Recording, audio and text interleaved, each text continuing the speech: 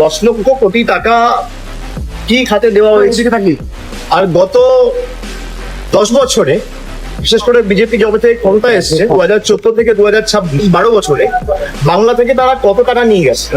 আমি 7 বছরের একটা পরিসংখ্যান আপনাদের দিয়েছি।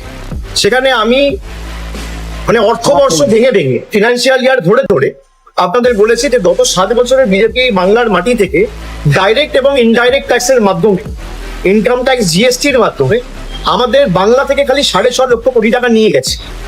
আমি তো তথ্য পরিসংখ্যান সামনে রেখেছি।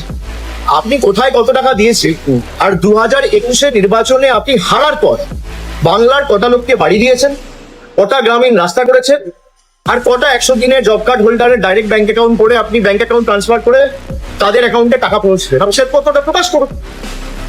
10 লক্ষ কোটি না, আমি বলছি 5 বছরে এই 3-4টে কাজ যেটা বললাম, 10 পয়সার হিসাব বিজেপি।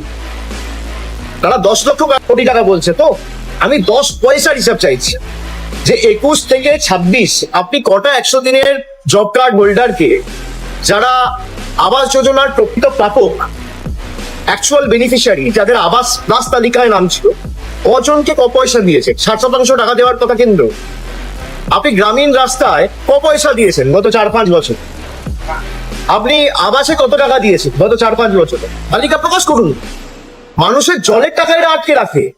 জল জীবন মিশনে প্রায় 2525 কোটি টাকা এই বছরে আটকে রেখেছে, জল দেয়।